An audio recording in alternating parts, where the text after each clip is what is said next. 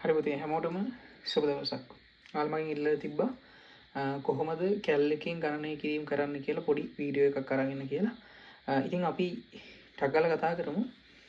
මම මේකෙදි කතා කරන්නේ තාක්ෂණ වේදය සඳහා විද්‍යාව දරුවන්ට, ඒ කියන්නේ SET විෂය හදාන දරුවන්ට උසස් පෙළට කැල් එක සයන්ටිෆික් කැල් එකක් අරන් ගිහිල්ලා ඔයාලට මොන වගේ ගණනය කිරීමද කරන්න පුළුවන් වෙන්නේ සහ මේක ඉතා පහසු වෙනවා ඔයාලට විභාගෙදී ගණනය කිරීම කරන්න. එතකොට පුතා අපිට මේකෙදී ත්‍රිකෝණමිතික අනුපාත, හරිද? ත්‍රිකෝණමිතික අනුපාත, සමගාමී සමීකරණ විසඳීම සහ වර්ගජිත විසඳීම කියන මූලික ගණන් ආකාර තුනටම සහ තවත් ආකාර තියෙනවා. මේවට මූලික වශයෙන් මේ කැල් එක පාවිච්චි කරන්න පුළුවන්. හරි. එතකොට අපි බලමු මුලින්ම ත්‍රිකෝණමිතික අනුපාත. ඊට කලින් ඔයාගේ කැල් එකේ මොකක් හරි සෙටින් වල අවුලක් තියෙනවා නම් ඔයාලට පුළුවන් ඒක හරි ගස්ස ගන්න. මෙන්න මේ කැල් එක කියනවා ඔයාලට ගයිඩ්ලයින් හම්බෙන එකෙත් තියෙනවා. එතකොට මෙන්න මේ කැල් එකේ ඔයාලට පේනවද මේ උඩ ගහලා තියෙන යම්කිසි කෝඩ් එකක්. හරිද? මෙන්න මේ කෝඩ් එක, ඒ කියන්නේ shift එක, ඊට පස්සේ mod එක, ඊළඟට control C LR එක දෙක කියන එක ඔබන්න mod එක ඔබලා එහෙම මෙතන එකක් තියෙනවා සමාන ලකුණ ඔබන්න කියලා. එතකොට පුතා මෙන්න මේක ගැහුවම අපිට පුළුවන් මේ කැල් එකේ වාගේ ඇති මොකක් හරි වෙනස් වීමක් වුණොත් ඒක සාමාන්‍ය තත්ත්වයට යථා තත්ත්වයට පත් කරන්න. ඒක ඔයාලට අර කැල් එකත් එක්ක හම්බෙන අර ගයිඩ්ලයින් එකක් හම්බෙනව නේද? අර ඒකෙත් ඔයාලට මේකෙත් ඒක බලා ගන්න පුළුවන් හරියට කියවුවොත්. එතකොට දැන් අපි අවශ්‍ය නම් මේක නිකන් මේව කරලා බලමු. පුතා එතකොට shift එක බලලා යාලා කියන විදියට shift එක ඊළඟට mod එක ඊළඟට මෙතන අපි දෙක කියන එක බොවොත් අපි mod ටික ක්ලියර් කරලා අපි සාමාන්‍ය විදියට කැල් එක හරි ගැස්සෙනවා. හරිද? එතකොට අන්න එහෙම කැල් එකේ මොකක් හරි ඔයාගේ අතින් වෙච්ච වැරදීමක් තියෙනවා නම් ඔයාලට හරි උත්තරේ නැහැ වගේ නම් ඔයාලට පුළුවන් මුලින්ම කැල් එක ඔයාලට ඔය විදියට සාමාන්‍ය තත්ත්වයට හරි ගස්ස ගන්න. හරිද? ඊට පස්සේදී අපි වැඩේට යන්න. මෙහෙම වැඩේ වෙන්නේ මේ අපි ත්‍රිකෝණමිතික අනුපාත බලමු sin 30 කොහොමද බලන්නේ කියලා. එතකොට sin කියන එක මෙතන ටච් කර මේ පුෂ් කරලා 30 බුවන් පස්සේ ඔයාලට sin 30 භාගය කියලා 0.5යි කියලා එනවා. එතකොට ඔක ඔයාලට බෙදීමක් විදිහට ගන්න නම් මේ කැල් එකේදී මෙන්න මේ A B කියලා තියෙනවනේ දෙන්නේ එකේ බුණා එක බෙදීම දෙක කියන එක ඔන්න ඔය විදිහට නිරූපණය කරනවා. හරිද? ඊපස්සේ මේ AC කියන්නේ all clear සියල්ලම ක්ලියර් කරලා මම තව එකක් ගහන්නම් cos 30. එතකොට ඔය විදිහට එනවා. හැබැයි මට මේක නම් බලා ගන්න බැරි වුණා අර මූල තුන බෙදීම දෙක විදිහට මේ කැල් එකේ ඉන්නේ නැහැ. හරි. නමුත් අපිට සාමාන්‍ය භාග සංඛ්‍යාවක් ගන්න පුළුවන්. ඊළඟට අපි හිතමුකෝ tan 30යි හරිද? කලා 20 වගේ එකක් ගන්න ඕන කියලා. තුන්වෙනි එක. එතකොට කරන්න තියෙන්නේ මෙහෙමයි. ඔයා tan ගහන්න. හරිද? tan ගහලා 30 ගහලා ඔයාලට මෙතන පේනවද මෙන්න මේ බටන් ටිකක් තියෙනවා නිකන් බිඳුව, කමාවක්, කමා දෙකක් කියලා. එතන තියෙන්නේ අංශක, කලා සහ විකලා කියන එක. එතකොට අංශක 30ක් ගැහුවා. ඊළඟට ඔයාලට ඊළඟට 20 ගහලා ඔයා නැවතත් අන්න එක බෙදුවන් පස්සේදී මෙතන අංශක බෙදුනට එතනවා කලා වලින් වදින්නේ. ඒක කියන්නේ අංශක 30යි කලා 20 කියන එක අපිට ඔන්නෝම බලන්න පුළුවන්. හරි නේද? හරි. එතකොට ඔයාලට ඒ විදිහට sin cos tan කියන අගයන් මේකෙන් කියව ගන්න පුළුවන්. ඊළඟට sin inverse cos inverse වගේ එකක් කොහොමද බලන්නේ? ඒකට කරන්න තියෙන්නේ මේ shift එක ඔබලා sin ඔබන්න. එතකොට sin ඍණ එකක් ඇවිල්ලා තියෙනවා. ඒ කියන්නේ sin inverse. එතකොට ඔයා 0.5 ගහලා equal සමාන ලකුණ ගැහුවම මෙතන 30ක් ඇවිල්ලා තියෙනවා. හැබැයි පුතා ඒක අංශක දශම වලින් ආවොත් වට ඒක අංශක කරන්න, කලා කරන්න, විකලා කරන්න මෙන්න මේ බටන් එක පාවිච්චි කරන්න පුළුවන්. එතකොට අංශක 30යි කලා බිඳුවයි විකලා බිඳුවයි කියලා උත්තරේ එනවා. ඒ කියන්නේ අපි දන්නවා sin inverse භාගය කියන්නේ අංශක 30යි. ඒ කියන්නේ 30 උත්තරේ විදියට එනවා. හැබැයි ඒක අංශක වලට පරිවර්තනය කරන්න මේකනුත් පුළුවන්. ඊට පස්සේ බලමු cos මූල තුන බෙදීම 2. cos inverse මූල තුන බෙදීම 2. නිතරම shift එක ගහන්න ඕන. ඊට පස්සේ cos ගහුවම cos inverse වදින්නේ. ඊළඟට මූල ලකුණ මූල 3 බෙදීම අපිට ගහන්න පුළුවන් 2. හරිද? එතකොට මැක්ස් එක එකක් කියලා. බලන්න ඔයා ඒ කියන්නේ එහෙම ඉන්න හේතුව ඔයා එක ගහද්දි නිතරම වරහණක් ඇතුළේ දාන්න ඕන. හරිද? cos inverse එක ගහලා පැකට් වරහණක් දාලා ඉවර වෙලා ඔයා ගහන්න මූල 3 බෙදීම 2 කියලා පැකට් වරහණ වහන්න. ඊට පස්සේ ඔයාට හරි උත්තරය එනවා. හරිද? අපි දන්නවා cos 30 තමයි මූල 3 බෙදීම 2 කියන්නේ. එතකොට අංශක 30ක් එනවා. ඒක අංශක බවට පරිවර්තනය කරන්න නිතරම මේ ලකුණ වලට පාවිච්චි කරන්න පුළුවන්. ඒක අර හරියටම පූර්ණ සංඛ්‍යාවක් එද්දි වැදගත් නොවුනත් අංශක 20යි කලා ගානක් එනකොට ඔයාට ඒක වර විදියට වැදගත් වෙයි. එතන මෙතන අංශක 30යි කලා බිඳුවයි විකලා බිඳුවක් කියලා පෙන්වන්නේ. මොකද අපි දන්නවා cos inverse square root 3 over 2 කියන්නේ මූලතුන බෙදීම දෙක අංශක 30ක් බව. හරිද? මම හිතනවා ඔයාලට මේකෙන් අදහසක් ගන්න පුළුවන් වෙන්නේ නැති කියලා. ඊළඟට එනවා පුතා මේ සමගාමී සමීකරණ විසඳීම. එතකොට ඔයාලට දීලා තියෙන සමගාමී සමීකරණය. අපි දන්නවා අපිට කර්චොෆ් වලින් එන්න පුළුවන්. එතකොට ඒක මෙන්න මේ පෙළට හරි ගස්සන්න ඕන. බලන්න 70යි i1 50යි i2 සමාන 20. මෙතන 30යි i1 ධන 20යි i2 සමාන 40.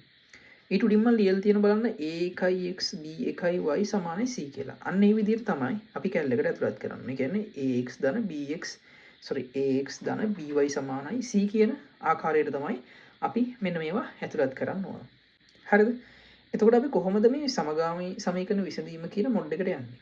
එතකොට වාගේ කැලල එකේ මොඩ් කියන බටන් එක ඔබන්න. ඊපුවම පස්සේ සමහර අයගේ මෙන්න මේ කී වලිනුත් රෝගී කියලා අපි කියන්නේ ඊතල වලිනුත් අරයට මෙහාට යන්න පුළුවන්. මේක නම් එහෙම අවස්ථාවක් නෑ. වාගේ කැලල එක අනුව එක මාරු වෙන්න පුළුවන්. වා නැවතත් මොඩ් කියන එක ඔබන්න. එහෙම ඔබාගෙන යද්දී සමහරලාට වගේ එක පෙළට වාට එන්න පුළුවන්. වාගේ කැලල එක ටිකක් හොඳ කැලල එකක් නෑ.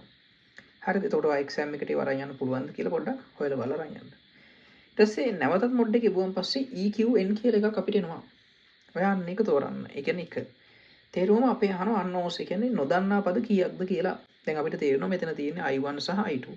ඒ කියන්නේ නොදන්නා පද දෙකයි තියෙන්නේ. එහෙනම් මම දෙකක් කියලා තෝරනවා. එතකොට එයා අහනවා a1 කීයද කියලා. එතකොට පුතා බලන්න මෙතන a1 කියන්නේ කීයටද? ඍණ 70ට. ඍණ ලකුණ මග අරින්නේ නැහැ. ඍණ 70 මම ඇතුළත් කරලා සමාන ලකුණ ගහනවා. ඊළඟට b1 කීයද කියලා බලනවා. ඒ කියන්නේ 50යි. එතකොට 50ට මම සමාන ලකුණ ගහනවා. c1 කියන්නේ එතකොට මේක. ඒ කියන්නේ 20යි. සමාන ලකුණ ගහනවා. පටල ගන්න එපා. ඊළඟට a2 කියන්නේ මොකක්ද කියලා අහනවා. එතකොට ඔයා දෙවෙනි සමීකරණේ ඍණ 30 ඇතුළත් කළ යුතුයි. b2 කියන්නේ මොකක්ද? 20 ඇතුළත් කරන්න මේක විදියට 40 ඇතුළත් කරාම ආට තේරෙනවා සමීකරණයක් එනවා x සමානයි ඍණ 16 නේද ඇවිල්ලා තියෙන්නේ. ඒක මම මේ නිකන් දැනට හදාගත්ත ඉක්මනට ගලවලා ඊට ඔයාලට මේක උගන්වන්න ඕන නිසා ඊට පස්සේ ඒක නිසා ඍණාගයක් ආවේ y එනවා ඔන්නම ඍණ 22ක්. ඒ කියන්නේ ආපෝ සමාන ලකුණ ඔබන්න ඔයාලට මේක වෙනස් වෙනව දැක් ගන්න පුළුවන්. දැන් ඍණ 70 හරියට දාලාද කියලා බලන්න ඔයාලට පුළුවන් නැවතත් චෙක් කරන්න. හරි. මම 70 හරියට දාලා b1 කියන්නේ 50 හරියට දාලා c1 20 දාලා a2 කියන එක ඍණ 30ක් බව මම දාලා b2 කියන්නේ 20ක් බව 40ක් කියලා දාලා. එතකොට මේ සමාන ලකුණ අපි පෙෂ් කරනකොට තමයි ඔන්න x එනවා ඍණ 16ක්. y එනවා ඍණ 22ක්. එතකොට තමයි xy තෝරගන්න පුළුවන් වෙන්නේ. එතකොට දරුවන්ට එන ගැටලුවක් තමයි සර් දැන් මේක හැදුවට පස්සේ අපි ඕල් ක්ලියර් කරාට අපි මුලට යන්නේ නැහනේ.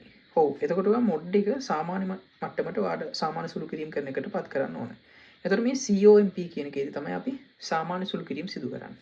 එතකොට මේ මොඩ් කියන බටන් එක ඔබලා මොඩ් කියන බටන් එක ඔබන්න ඉස්සෙල්ලා ඔබලා හරිද?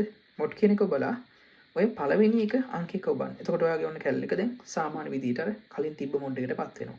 මේ මොඩ් එකෙන් තමයි අපි කැලල් එක මොන මාදිලියද ඉන්නේ කියන එක තීරණය කරන්නේ. හරිද? ඒ විදිහට ඔයාලට පුළුවන් සාමාන්‍ය මාදිලිය තියාගන්න. දැන් ඔයාලට සාමාන්‍ය සුළු කිරීමක් සාමාන්‍ය විදිහට කරන්න පුළුවන්. අර E1 ඒ ටික දැන් අයින් වෙලා ගිහින් ඉවරයි.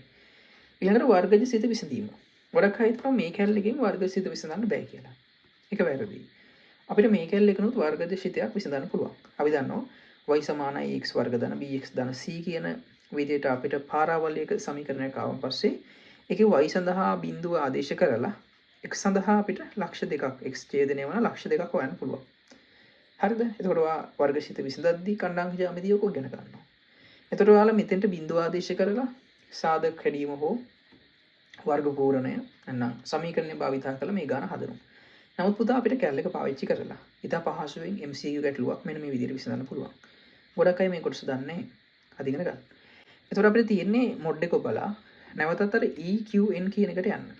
ඊට පස්සේ මෙතන අනෝස් පද 2 3 අහනවට පස්සේ ඔයාලට තේරෙනවා මේ පැත්තට අර කියන්නේ ඊතලයක් එනවා දකුණු පැත්තට. එහෙනම් ඔයා මෙන්න මේක ඔබන්න. 1 degrees ඒ කියන්නේ වර්ගය කියන එකයි මෙතන අදහස් වෙන්නේ. දැන් අපි වර්ගජ සිතයක් නේ කියන්නේ වර්ගයේ දෙකක් වෙන එකක් තමයි විසඳන්න යන්නේ. ඒක නිසා දෙක කියන එක ඔබනවා.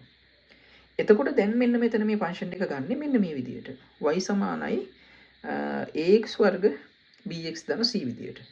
එතකොට මේ තියෙන මම ලියලා තියෙන්නේ. එතකොට ඒකේ අපි y බිඳුව කරගෙන තමයි මේක ආදේශ කරන්නේ. එතකොට පුතා මේ වගේ එකක a කියලා එක විදිහට ආදේශ කරනවා නම් 1. එතකොට එයා ඔටෝම වර්ගයත් එක්ක තියෙන සංගුණක පදේ තමයි ගන්න. x වර්ග වලින් ඉස්සරින් තියෙන 1යිනේ මොකුත් නැත්නම්. ඒතර මම පළවෙනියට a වෙනුවට ආදේශ කළ යුත්තේ 1. ඊළඟට b තියට ආදේශ කරන්න ඕන b වෙනුවට ආදේශ කරන්න ඕන ඍණ 3. ඊට පස්සේ c වෙනුවට ආදේශ කරන්න ඕන 2. ආදේශ කරාම අපි දන්නවා x සඳහා ගයන් දෙකක් එනවා. x සමානයි 2.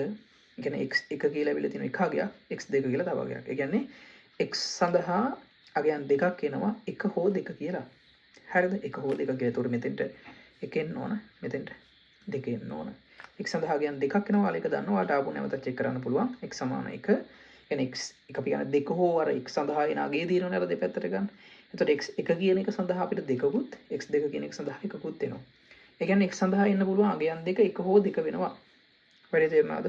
එතකොට ඕක තමයි කැල්ලිගේ තියෙන සරල කතාව. ඔයාලට ගණන් හදාගන්න. එතකොට ඔයා නැවතත් මොඩ් එකට ගිහිල්ලා එක ඔබලා වාගේ සාමාන්‍ය රිද්මයට කැල්ල එක පත් කරගන්න. ඉතින් මොකද හිතන්නේ? සමහරට කැල්ලෙක් ගැන මෙලෝ අවබෝධයක් නැතුව ඉන්න වෙන්න පුළුවන්. ඉතින් සයින්ටිෆික් කැල්ලක් කරන් යන්න. ඔයාලට පුළුවන් ඊ එක්සෑම් එකේදී මේ වැඩේ ගොඩක් පහසු කරගන්න. හරි නේද? හරි. එහෙනම් පුතා මේ ඔයාලට තාම මොනවා හරි දැනගන්න දෙයක් තියෙනවා නම් කමෙන්ට් එකක් දාගෙන යන්න. ඒ වගේම මේ වීඩියෝ එක යාළුවන්ට ෂෙයා කරන්න. මම මේක ඉක්මනට පොඩි වෙලාවක් ඇතුළත හදපු වීඩියෝ එකක්. මම දන්න මේක ඉක්මනින් මට අප්ලෝඩ් කරන්න ඕන නිසා මම මේක ඉක්මනට හැදුවා. ඉතින් මම හිතනවා ඔයාලට මේක ගැන අදහසක් අවබෝධයක් අනිවාර්යයෙන් ලැබෙන්නේ නැති කියලා. මම ඉතා සරලව කියලා දුන්නා. ඔයාලට නැවත නැවත කියලා දුන්නේ නැහැ. මොකද වෙලාව යන නිසා. ඔයාලට පුළුවන් වීඩියෝ එක නැවත ආපස්සට අරගෙන බලන්න. එහෙනම් හැමෝම හොඳට එක්සෑම් එක ලියන්න. මම ප්‍රාර්ථනා කරනවා හැමෝටම හොඳට එක්සෑම් ලියන්න පුළුවන් වෙන්න කියලා. එහෙනම් අපි තවත් දවසක YouTube වීඩියෝ එකක් හෝ ඇත්තටම හෝ හම්බෙමු. හැමෝටම සුබ දවසක්.